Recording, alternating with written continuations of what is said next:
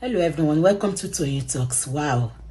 How are you doing? Anyway, jẹ́ kí n kọ́kọ́ kí yín náà, ẹ̀yin èèyàn gidi, èèyàn pàtàkì. Thank you all for watching. Ẹ ṣé gan-an, thank you for following us. And if you're new here, we say you're welcome. Thank you for joining us.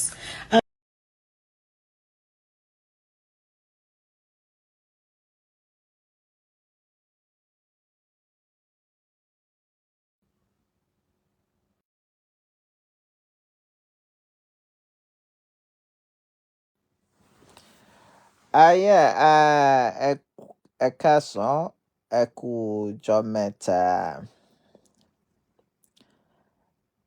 Mo ní ká wá wo péèjì. Wọ́n fẹ́ gba péèjì mọ́ wa lọ́wọ́. Ọmọ Jàgùnmí yẹn fẹ́ gbà mọ́ wa lọ́wọ́. Ọlọ́run ò fún gbà. A ní ká wò ó bó ṣe rí ni. Then again ní pé ṣe rí àwọn èèyàn a máa ń dá sọ̀wọ́n ọ̀rọ̀ kan. Lórí ọ̀rọ̀ Àṣàkẹ́ ni mò ń sọ. Because story bàbá Àṣàkẹ́ ni a gbọ́. Gbogbo wọn náà wá kó wọn parapọ̀. Wọ́n ní ìyàwó kan baby mama náà tún dúró pé wọ́n ní ó ti pa àlè lé lórí. Báwo kí ló ń jẹ́ ó pàlè lé lórí? Wọ́n ní látìgbà tó ti bímọ kan ó pàlè lé lórí. Kódà ìyàwó ọba gan, ọba aláyé gan, wọ́n ń fẹ́ ìyàwó ọba. Kí ló pàlè lé lórí fún? Then tí ẹ bá wo Àṣàkẹ́ àti bàbá ẹ̀, at least wọ́n ní relationship. Because nígbà tí wọ́n máa sọ wọ́n ní láti 2022.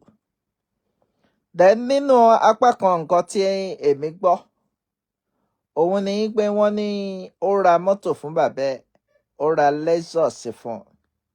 Pé bàbá ò lè maintain ẹ̀ ní bàbá ẹ̀ ló fi páàkì Lexus yẹn. Then again, nǹkan tó yẹ ká béèrè kọ́ là ń béèrè. Torí wọ́n ní àwọn mẹ́sẹ̀gì kan wà tí bàbá Àṣàkẹ́ tó sẹ́ǹdì sí ìyá ẹ̀ pé kó foríjì òun. Wá wò pé kó foríjì lórí kíni bàbá Àṣàkẹ́ gan ṣe. Kíni bàbá Àṣàkẹ́ ṣe? Kíni nǹkan tó wù níwà tí ọmọ yẹn tó fi wò pé ókè máa dáyé yín ṣe? Ó yẹ ká béèrè àwọn ìbéèrè yẹn. Then Àṣàkẹ́ tún jáde, òun náà kọrin. Mo rò pé yẹn náà kò ní ìdí orin tí ó kọ yẹn. But bàbá Àṣàkẹ́ ṣe nǹkan kan ni bàbá Àṣàkẹ́ ṣe. Then again ní pé ká ní èmi ni Àṣàkẹ́, mo kí n fira mi sí position Àṣàkẹ́. Gbogbo èyí tí wọ́n ń sọ pé 1 billion kan kó fún 1 billion yẹn, mo ní fún 1 billion. 1 billion ní dọ́wọ́ bàbá yẹn o. Tó bá fẹ́, ṣé ó fẹ́ gbélé ni? Kódà mo lè kọ́ ilé yẹn kó jẹ́ pé ilé mi ni. Okay, ibo lẹ fẹ́ gbé ibi báyìí? Màá dẹ̀ ra lé síbẹ̀ fúnra mi. Ilé mi, orúkọ mi ló máa ní o. Ló máa wà lórí ilé yẹn o. Ẹ máa gbé bẹ̀. Ẹ fẹ́ lo mọ́tò fún mọ́tò tó ṣe maintain. Ara mọ́tò yẹn fún. Gbogbo jíìpù nǹkan yẹn. Ìyẹn ń fi, tó bá yẹ pé iṣẹ́ ọwọ́ ara ẹ ló ń ṣe, ó lè ra jíìpù kó o máa maintain ẹ̀. Ẹ má expect pé nítorí ó rán lọ́lẹ̀wé òun ló tọ́. Torí nísìn a ti wà lórí level pé ṣe mọ̀ pé the same thing náà ni à ń sọ lórí bàbá Mohbad. Òun ló kọ lórin. Of course, tí ọmọ bá ń dàgbà bọ̀, nǹkan tó bá bàbá ẹ̀ tó ń ṣe, bàbá ẹ̀ ni. a wò pé bàbá mi máa ń lùlù èmi náà fẹ́ máa lùlù ó nọ́mà. Bàbá mi máa ń kọrin èmi náà fẹ́ máa kọrin ó nọ́mà. Irú Lizzy Anjorin ń sìn bí mo ṣe máa ń sọ tẹ bá wò dáadáa ẹ rí i pé èpè ló bá lẹ́nu ìyá ẹ̀. Ìyá ẹ̀ ń ṣépè òun náà fẹ́ máa ṣépè. Òun lẹ fi rí gbogbo bí kò wá ní sọ̀rọ̀ méjì á fi èpè sí nǹkan tó bá lọ́wọ́ ẹni tó bí nìyẹn. Àti wá wò ó pé bàbá ẹ̀ ló kọ lórin ṣé àgídìgbò ni Àṣàkẹ́ ń kọ ni. Ó ṣà ní the same way bí a ṣe treat Mohbad nìyẹn. Bàbá ẹ̀ ló kọ lórin Mohbad tèmi gbọ́ interview ẹ̀ tó ní tí wọ́n béèrè lọ́wọ́ ẹ̀ pé nígbà tí ó fẹ́ máa kọrin pé báwo ni bàbá ẹ̀ ṣe fi ó ní òun ò tó ẹni tí ó ń gbé igbá orin dọ́dọ̀ bàbá òun póun fẹ́ máa kọrin. Wọ́n ní kí nìdí ó ní nítorí pé a wò pé orin wo ló fẹ́ kọ pé gan orin tóun ò wà successful ń díẹ̀. Orin tí kò wà sọ Mohbad gan ò bòdì láti sọ fún bàbá ẹ̀ pé iṣẹ́ orin lòun fẹ́ máa kọ. Then bí mo ṣe ń sọ òun ni pé ṣe rí gbogbo àwọn ẹbí ọlọ́kadà tí wọ́n jáde yẹn pé ó gbọ́dọ̀ ṣe ni ó fún 1 billion lóòótọ́ kó tọ́jú bàbá ẹ̀ nǹkan tó dáa ni kó mọ́ tọ́jú bàbá ẹ̀. Ṣùgbọ́n ó lè wá kọ́lé yẹn nítorí pé ìdí tí mo fi ní kó kọ́lé kó wò pé èmi mo nílé yìí ó bọ̀ dádì ẹ máa gbé bẹ̀ nítorí pé tí Àṣàkẹ́ bá kú àwọn ẹbí ọlọ́kadà yẹn àwọn ọlọ́mọ máa jà sórí orí ilé yẹn kó kọ́ ilé kó fi orúkọ Àṣàkẹ́ orúkọ tiẹ̀ ni kó fi kọ́. Ọ̀nà dádì ẹ máa anywhere tẹ́ ẹ bá fẹ́ lò ẹ máa lò síbẹ̀ kó ra mọ́tò fún.